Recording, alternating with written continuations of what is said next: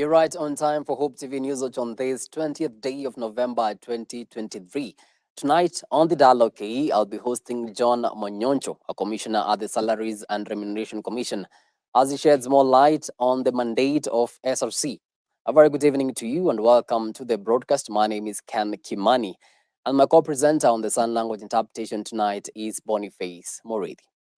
Now, opposition leader Raila Odinga is now calling for the immediate resignation of Energy CS Davis Chirchir and his Treasury counterpart, Njuguna Ndung'u. This is of an alleged scheme in the procurement of petroleum products through a purported government-to-government agreement with Saudi Arabia. Odinga claims the Kenya-Saudi deal was signed and kept secret to drive up the cost of fuel in the country while benefiting certain government officials. Our very own Nicholas Kivite begins our bulletin with the following story. Speaking in a press conference here in Nairobi, Raila Odinga has raised various issues related to the purchase agreement saga between the Kenyan government and two Gulf companies. The agreement, named G2G, meaning government to government, Raila claims that is involving three companies in Kenya that have been given permission to sell oil to Kenyans against the law. Raila is now claiming that the government is collaborating with the three companies to rob Kenyans while asking the Kenya Revenue Authority to investigate whether the three companies are paying taxes. We hope the Kenya Revenue Authority is listening to our demand for evidence of corporate tax compliance by Oryx, Galana, and Gulf oil companies. The Ministry of Energy and Petroleum must also table the supplier purchase agreement in this deal. If the deal was to benefit Kenyans, its details should not be hidden from them. The opposition leader has also claimed that the National Oil Corporation (NOC) was not involved in the oil agreement, despite having the legal right to participate in all plans related to the oil sector. Likewise, Odinga has mentioned Energy Cabinet Secretary David Chirchir and his colleague Professor Njuguna Ndung'u of the National Treasury as the main actors in the oil deal, while demanding for their resignation and immediate prosecution. They stole money from the consolidated fund, in addition to spending monies way above what Parliament approved. They must not only resign, they must also be prosecuted. Odinga cited Busia Senator Okiya Omtata's analysis, which alleges that the government financed Anne Njeri Njoroge, the businesswoman at the center of the contentious 17 billion shilling fuel deal. I concur with Senator's suspicion that Njeri is the private financial enterprises funded by the Kenya shillings 17 billion illegally from the consolidated fund and received by the Ministry of Petroleum and Mining. That for a ship to leave one port for another, loaded with goods, it has to get a letter from the Ministry of Energy and Petroleum indicating that the ship is authorized to carry and offload the cargo in Kenya. Who cleared the Njeri ship to travel to Kenya? How did it offload? The opposition leader further demanded an investigation into the violation of consumer rights in the government-to-government arrangement and what he termed as criminal collusion and price fixing in the arrangement. Odinga is now calling the Energy and Petroleum Regulatory Authority, EPRA, to make clear the G2G oil agreement. Likewise, he wants the Auditor General of the government to investigate the saga. Since her appointment, the Auditor General, CPA Nancy Gathungu, has displayed courage in her approach to duty. They are calling upon her to execute her mandate in this matter and investigate the following. 1. The procurement processes engaged in by the Ministry of Energy and Petroleum in recruitment of suppliers and their local agencies. 2. The criteria applied by the G2G arrangement in arriving at the prices at which Kenya is to buy fuel. Reporting for Newswatch, my name is Nicholas Kivite. Thank you so much, Nicholas, for that report. Kenya and Germany have agreed to escalate their cooperation in green investments.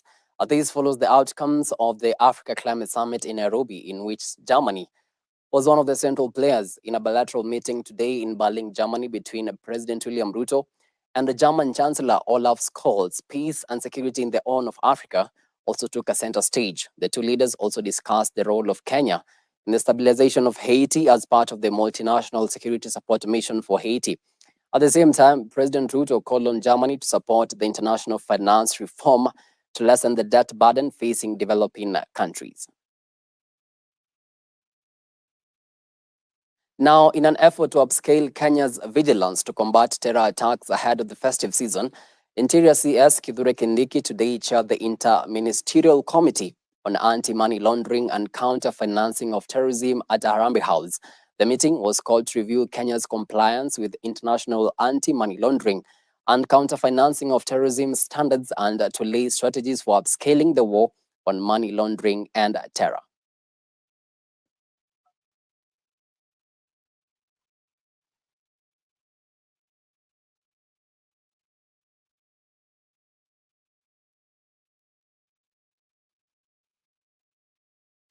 Away from that, and Sigor Member of Parliament Peter Lochakapong has slammed his Pokot South counterpart David Kosing over what he terms as plotting to cause wrangles in the United Democratic Alliance Party in the North Rift region. This comes after Kosing last week stated that UDA party is a democratic party and anyone can join it, rubbishing claims of some UDA leaders in West Pokot County that the party will not accommodate strangers from the opposition.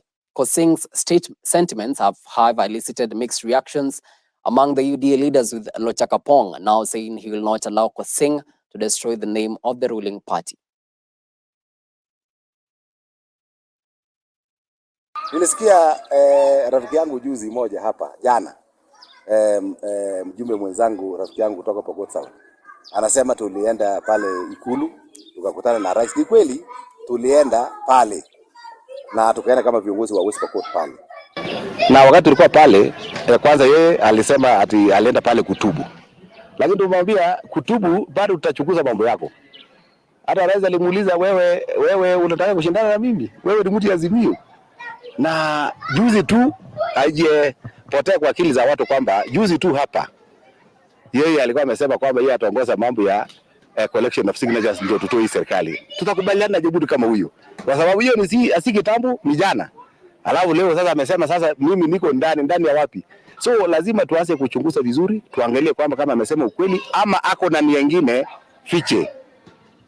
Kwa sababu unajua kuna wengine wako na tabia ambayo kazi yao ni kuingia kwa chama za watu na kukuja kubomoa na kutoroka.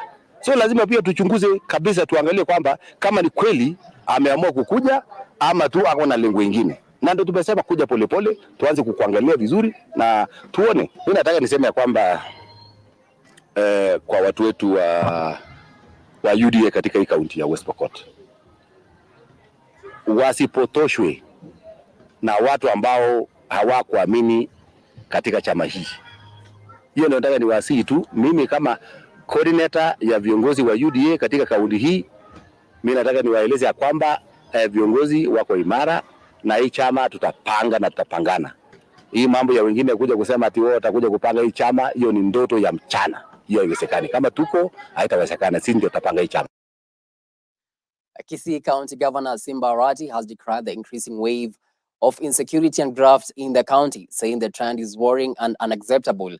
The governor has said that since he won the seat, the county has experienced killings and graft, emphasizing they are geared towards creating fear and derail his work. Governor Arati at the same time says that one of his supporters was killed for allegedly leading protest against the high cost of living, while another was murdered for wearing a reflector jacket bearing the governor's name.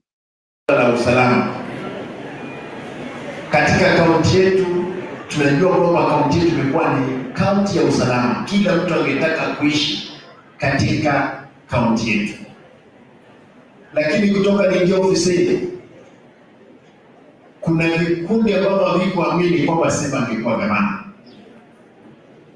Kizungu inasema when the head does not work, they start a lie.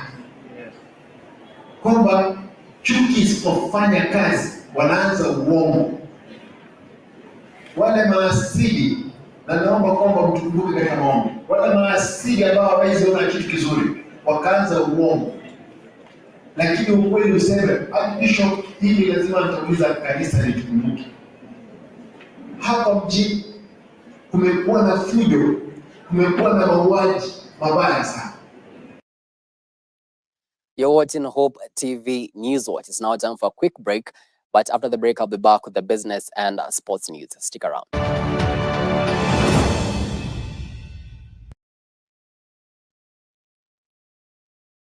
In order to keep hope alive in the airwaves, Hope Media has a couple of initiatives. Friends of Hope.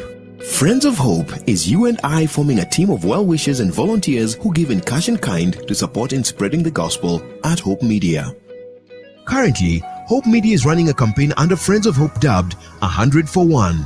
Through the campaign, Hope Media is asking Hope FM and Hope TV listeners and viewers to give just 100 shillings in order to reach one more soul with the message of hope and the gospel. Engage with us on our social media platforms at Hope FM Live and at Hope TV Kenya. Kuwa rafiki mso leo. I've actually been trying to find a balance. It's been really tough and hectic, but everyone says once you get a hang of it, it becomes better, and I don't know, but I'm hoping to find a balance soon because it's really been hectic.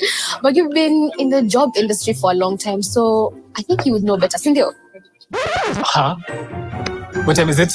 I need to catch up on Leadership Forum. Did they have a radio here? Never mind. I brought my own. No way. You can't be serious. Wait, why do you have a radio and you can just catch up with the shows on Hope FM podcasts? Really? Even Meet of the World? Yeah. I mean, you can find them on whatever platform, name it. AfriPods, Google Podcasts, Apple Podcasts, Spotify, you name it. But I'm not subscribed on any of them. So no worries. You can just check out the latest episodes on hopemediakenya.org. You can now listen to select Hope FM programs on your favorite podcast streaming platform or directly on our website, www.hopemediakenya.org. Listen and live.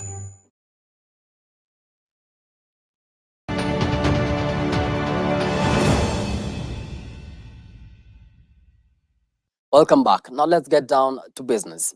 The Kenya National Chambers of Commerce and Industries has thrown its support behind the implementation of the bottom-up economic model championed by the Kenya Kwanza administration. KNCCI President Dr. Eric Ruto has endorsed the model, describing it as a transformative agenda designed to empower small-scale businesses, fostering prosperity throughout the nation. Our very own Faith Muli with more details. Speaking in Naisoya, Narok North Sub-County, KNCCI President Eric Ruto reiterated the organization commitment to empowering traders by facilitating their access to international markets and supporting business expansion. While emphasizing the significance of tax compliance, Ruto has affirmed the business community's readiness to fulfill its national duty of contributing to the country's development. Kuna ile trade mission ambayo tunapeleka wanabiashara, labda tunapeleka kaunti zingine hapa Kenya ama Afrika ama nje, tutaweza kuwaweka wanabiashara wa hapa, tuwapeleke mpaka wale watalii ambao wale wanatoka, mnaenda mnafika huko, munaenda munawaonyesha ile utalii ambayo iko hapa Narok, iko hapa Kenya, iko hapa Masai Mara, ndio waweze kujaa hapa Kenya. On his part, Narok County Assembly Speaker Davis Dikir urged KNCCI to provide soft loans to small-scale traders, enabling them to expand their business, potentially to international standards. Commissioner Masinde condemned KNCCI for fostering unity among traders and resolving issues amicably, preventing escalations to violence. Hapa Narok ni mahali ya amani. Watu hapa Narok wanakaa pamoja kwa amani, ni wafanya biashara. Yangu tu ni kukuomba, ukiwa Nairobi huko, kumbuka wafanya biashara hapa Narok wapewe loan ili waweze kufanya biashara. Hawa niko na uhakika, mimi kwa hii muda nimekuwa na wao hapa, si wakora, wapatie loan waweze kufanya biashara, na mimi najua watarudisha hiyo pesa kwa upole pole. The KNCCI's endorsement of the bottom-up economic model signals a strategic alignment with the administration's vision to uplift small businesses, fostering economic growth from the grassroots. Faith Moli reporting for Hope TV Newswatch. Thank you so much, Faith, for that report. Equity Bank Group has recorded a 5% growth in net earnings for 9 months of the year to 36.2 billion shillings, largely on stable earnings in subsidiaries outside the country. According to results released today, Equity Bank Kenya's profit after tax declined 20% to 19.3 billion shillings. This is the first time the subsidiary has recorded a drop in profits in 7 years. This is attributed to high non-performing loans that hit an industry average of 15%, perhaps an indication of a struggling economy. Revenues are growing at 81%. We've seen loans are growing at 26%. The strengths of the businesses of the customer continue to grow because we have sustained a credit. We have kept the rights of the economy on at a time when the economy need collaboration and partnership between government and private sector. Why diversify capital from Kenya to markets with uncertainty? We took a long-term view, but we have been validated because if you look at DRC, we see profit growing at 157%. The growth we experienced in Kenya for 30 years, we might be starting another 30 years of growth using these four strong subsidiaries. The convenience and ease has been scaled up to 98%. We have become very attractive to young people because of digitization, but we have also delivered unparalleled convenience and ease to our customers. During these difficult times, we have upped the game of getting the UN agencies to increase significantly their social safety net payments to 5.34 million households. We are now talking slightly over 2 million patients. We have been able to see through Equity Afya. Equity Afya is now no longer 89. We have 102 operating medical centers. We are the largest outpatient health franchise.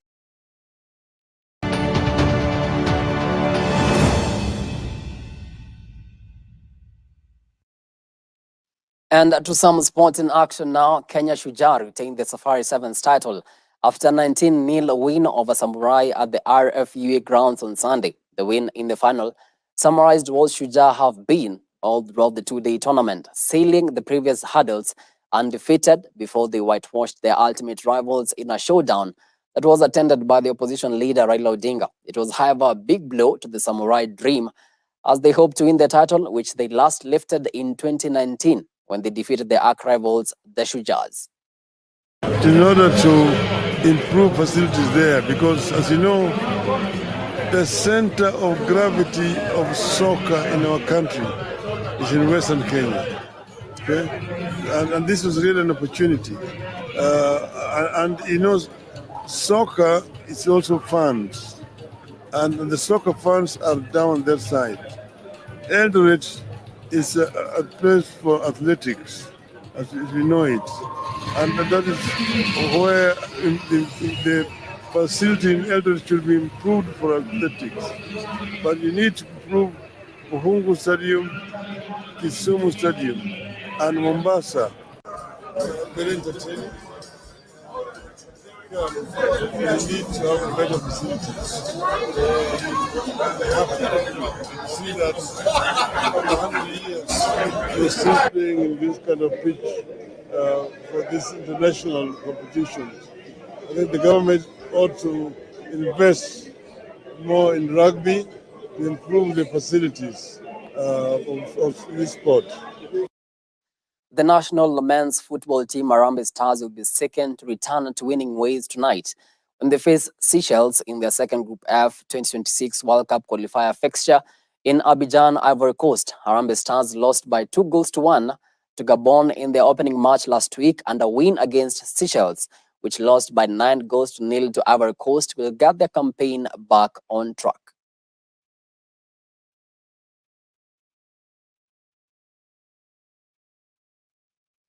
Well, we're about to come to the end of the first part of this broadcast, but right after the break, we go straight to the DialogueKE. Stick around.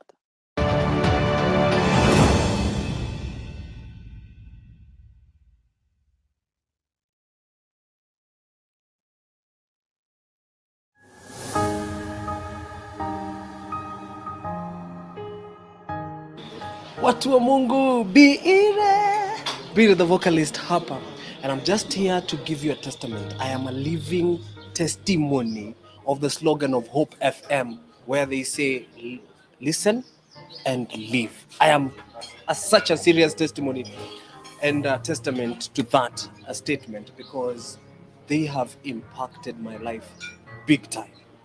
And imagine ile kitu wanauliza ni ati the way they have impacted my life and your life. Tunaweza jaribu pia to spread hii kitu mpaka huko mashinani, to spread hii word ya God huko mashinani. And the only thing they are requesting us to do is just contribute 100 bob. We just become partners with them.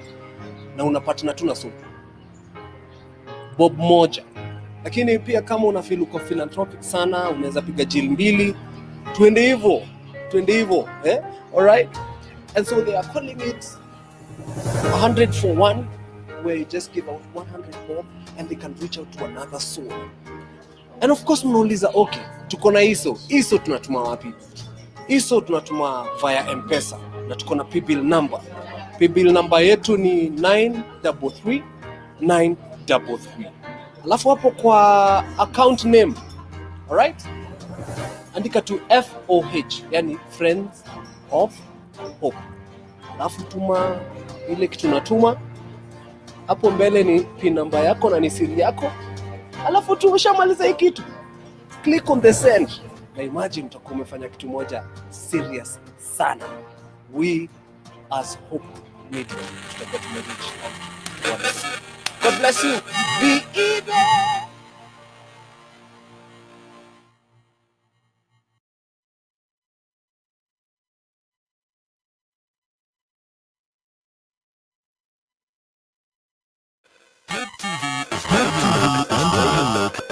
Excellent selection of the best Christian programs, consistent records, international inspirational teachings, Bible commentary, health shows, children entertainment, gospel music, times of worship, live broadcast, news, movies, drama, Christian ministry programs, and so much more. Hope TV is another quality service from Christ is the Answer Ministries, with over 45% of authentic and credible local content every week. Hope TV is a sister station to Hope FM, Kenya's leading Christian radio station, with footprints across the country. Tune in to Hope TV, where you look and live. Treasure Hunt on Hope TV. We bring you great content for boys and girls in this new season of Treasure Hunt. Kisha twashimba shambani. In Proverbs and Ecclesiastes, he is our wisdom. In Songs of Solomon, he is our lover and bridegroom. Yay!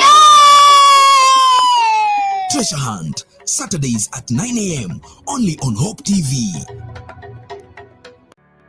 Yesu ndiye njia. Mtoto gani katika hii ulimwengu ameitwa Mungu mkuu? Nasema akasema udhu billahi.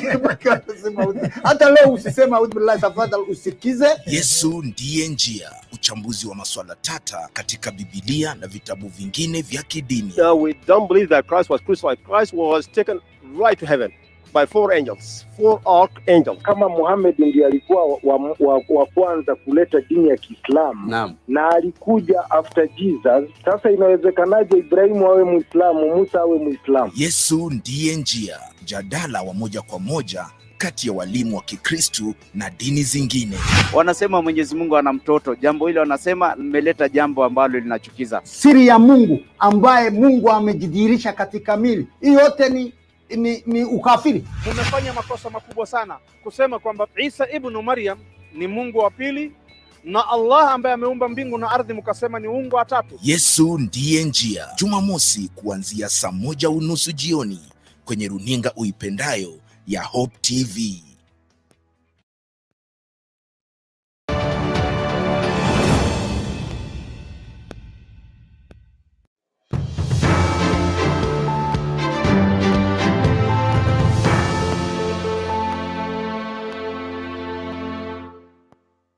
Welcome to the DialogueKE. Tonight, we do it a bit different. We are not doing any politics or current affairs, but tonight I'm hosting the SRC Commissioner John Monyoncho.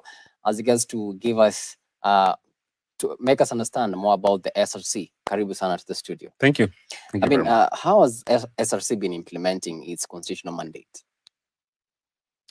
Well, first of all, our mandate is twofold.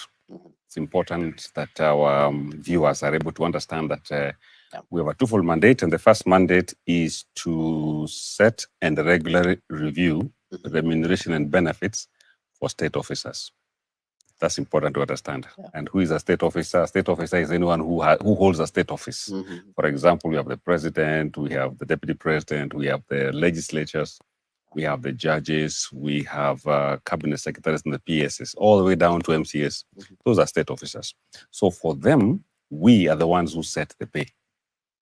Then there's another category of other public officers. And other public officers include, of course, all other employees who are not state officers, but who are in the public service. So for them, because they are already in place, what they will do is to request for review of pay. When they request for review of pay, we are the ones then who have to look at across the public service, how is the salary being divided and how are they earning the pay? And then we are able to give advice. Advice because we have a purview of the whole government, public service. We know who gets what where. So we know who is fairly paid, who is unfairly paid, and based on all that, then we are able to give an advice, which is basically mandatory. It's a mandatory advice that they must be able to work with. But actually, you've seen members of parliament, whenever they are elected, whenever we have a new parliament in place, they actually review the salaries. No. Salaries are reviewed once every 4 years. If you recall that in the current cycle, which is the third cycle, we have reviewed, this is the first time we have reviewed salaries for state officers for the last 10 years. This is the first time. Yeah, so it's not every time they come into parliament. It's every 4 years we review. So whoever comes into parliament comes in with the new reviewed salary. Yeah, they actually want their salaries to be added, to have more allowances and whatnot. Yes. Anyway, so the public wage bill has reached a trillion.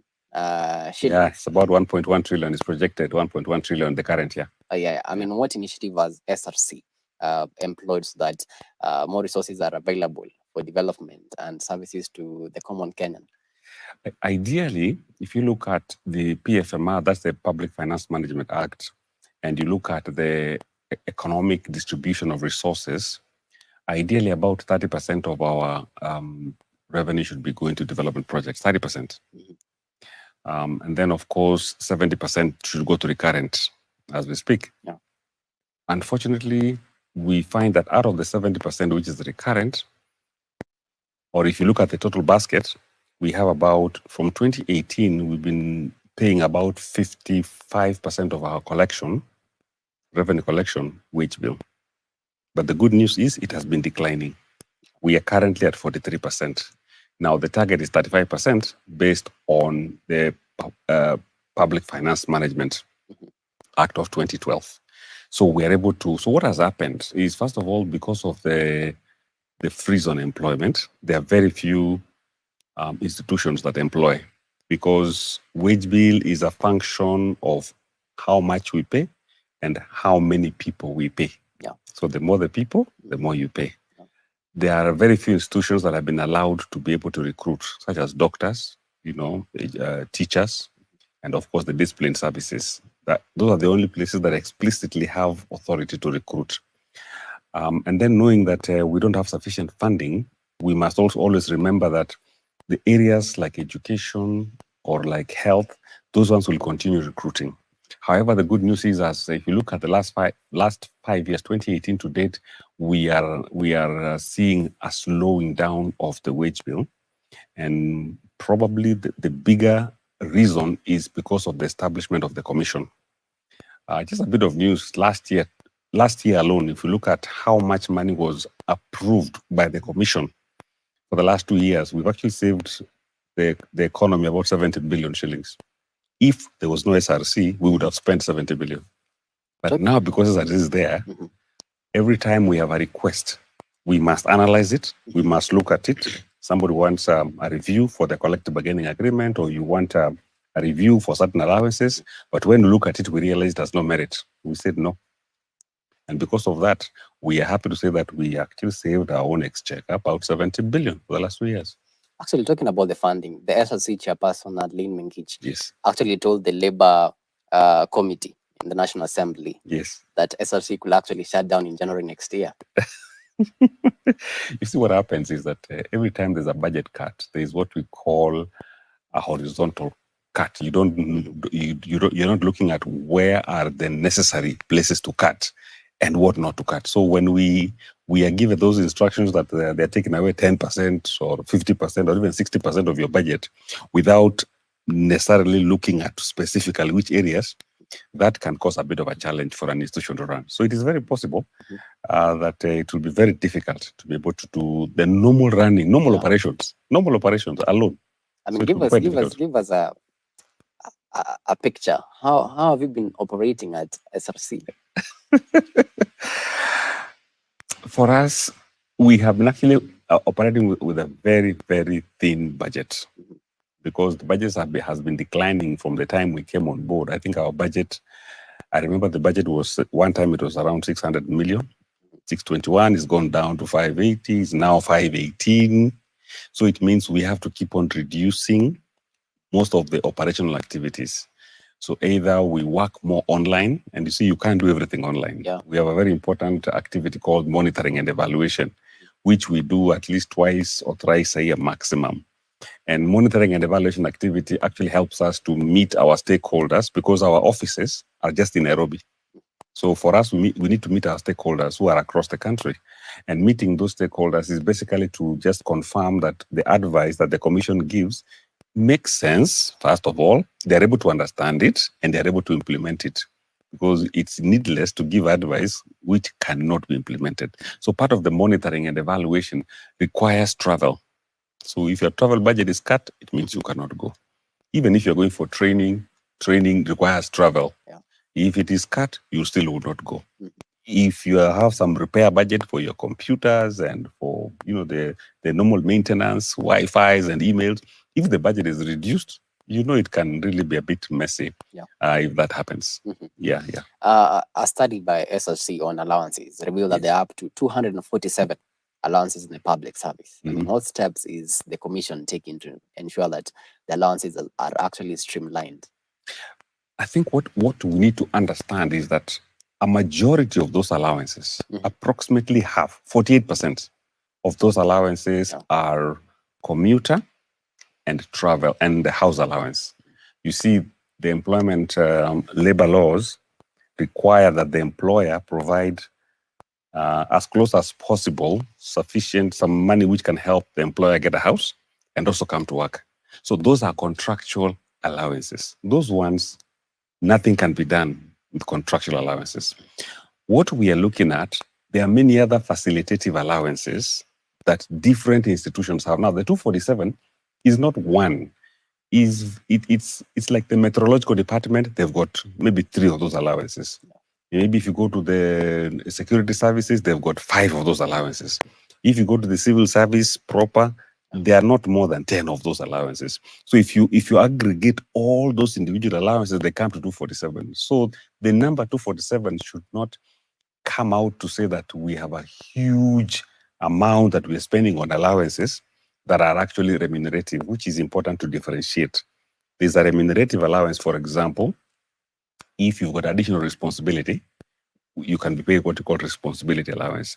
That comes with your pay. We call it remunerative allowance. But we also have what you call facilitative allowances. These allowances are the ones you are paid. For example, you're going to work out of Nairobi. You will be paid some few shillings for your hotel and accommodation. That is called your facilitating. So it's called a facilitation allowance.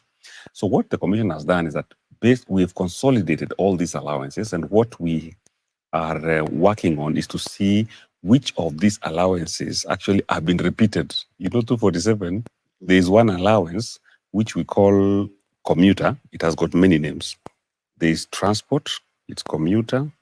There is mguu allowance, bicycle allowance, car allowance. All those, they just need one name called commuter. So we need to consolidate them and have one name. There are some that, of course, are a bit outdated, which we need to relook at. Some of them need to be collapsed. Some of them we need to discuss with the relevant institutions in terms of the relevancy of those allowances that need to be continually paid. Where we see that we need to be able to make an adjustment, and if they're contractual in nature, we definitely have to discuss with the employing institution. But if there are those ones that are generally facilitative in nature, which are not contractual in nature, I think those ones we can be able to move forward and make a decision. All right.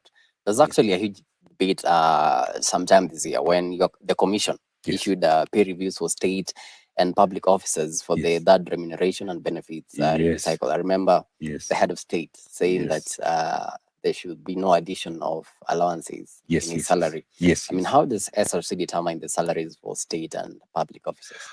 First of all, what we do before we even review the pay, we do a lot of labor surveys, salary surveys. For example, for the president, what we did, we undertook international benchmark surveys. We looked at countries that have got similar economy like ours. We identified how much they are paying their president in those countries. So we're able to determine the pay of the president, the pay of the speaker, and the pay of the chief justice. Once those three were determined, because all the other jobs are linked to the president's job. All right, so the chief justice could be earning a percentage of the president, the speaker a percentage of the president also, and all the way down.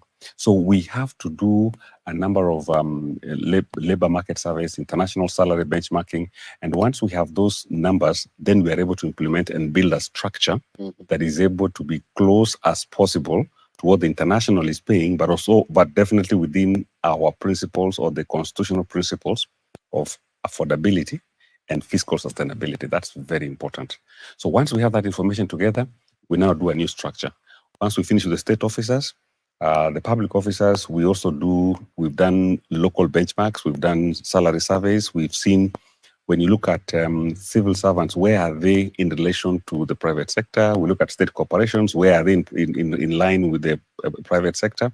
And therefore, we are able to determine at which position can we place them, so long as we can afford and we can sustain. For us, that's the magic line. Can we afford it? Okay, we can afford this year, but then can we sustain it the following year? And in the years to come? If that happens, then we go ahead and we're able to give the advice. All right. Recently, SRC undertook monitoring and evaluation exercises in a public institution located in several counties. I mean, what does SRC seek to achieve during such visits? As Alan mentioned, it is very important to be able to link up with our stakeholders and to be able to understand the challenges they may be having in implementing the circulars that we send them. So one of the objectives we want to meet is, first of all, to meet the stakeholders. In fact, we did one about 4 weeks ago, which was very, very useful. We met a few governors who told us the challenges they're having in terms of remuneration, in terms of employment, what's going on in terms of employment. We went to some private sector firms where they told us what are the issues in terms of their employees when it comes even to collective bargaining agreements. So what happens, it actually gives us that face with the people. Many people just say SRC and they don't even know where SRC is. Or somebody wants to talk about the commission. They say, no. Where is SRC? Where are they? You know? But that is, so we do that once, about twice, at most 3 times in a year, depending on the availability of budget. And really is to get in touch with our stakeholders and to be able to find out whether there are any challenges in implementing the circulars that we share with them on a regular basis. Where they have problems and where they feel the circulars are a bit difficult, we are able to help them or show them how they can be implemented them. Or we can actually review the decision that was made if it is not fitting for the client who is implementing it. Well, as you conclude, I mean, what are some of the key milestones as a commissioner that the commission has realized since taking office? Wow. There are quite many, by the way. I think the first milestone since we came into office in 2018 is that, first of all, we've been able to undertake a remuneration review. It happens once every 4 years. This takes a bulk of our work because by the time you are able to undertake surveys, you are able to sit down, develop structures, are able to advise every public sector institution. That alone takes a lot of work. But we've been able to complete that in terms of harmonization of the salaries. We've been able to work on the allowances. In fact, we are on phase 3 of the allowances now. We've done phase 1 where we identified the allowances. Phase 2, some of the allowances we gave advice. We're now in phase 3. We're intending to meet with the individual stakeholders to be able to discuss with them the relevancy of the number of allowances.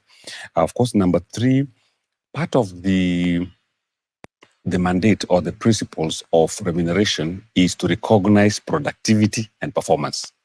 All right. For us to recognize productivity and performance, we need to be able to have indices that can help us to identify and motivate those individuals and institutions that perform well.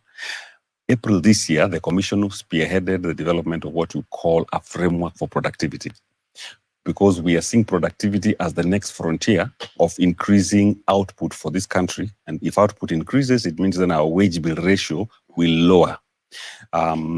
That's the 4th one. The 5th one, of course, we've developed remuneration policies that are useful in guiding institutions how to be able to prepare remuneration for their employees in their different organizations. Of course, many other 6, I can continue. Number 5. Actually, there are many achievements that you've mentioned. My worry is that now that the commission says will close in a month's time, I mean, all these achievements will go down the drain. No, achievements won't go down the drain because they are already subsumed in the structures of government. What you can say, what could be at risk is probably additional actions that need to be done by the commission. But what we've done is subsumed within of course, the government itself. It is not going to change because people are going to be working, all right? People are going to be on board. When our current contract comes to an end, which is September next year, we have of course other commissioners who will stay behind and they will continue. But we're hoping that the budget issue will be looked at and that shouldn't be a problem. All right. Yeah. Thank you so much, sir, for your time. Thank you. That has been John Monyoncho, a commissioner at the Salaries and Remuneration Commission, shedding more light on what is the mandate of the SRC. Thank you so much for your time. And thank you so much for the whole team that made this broadcast a success. Have yourselves a blessed night. My name is Ken Kimani. And my co-presenter on the sign language interpretation has been Boniface Moredi.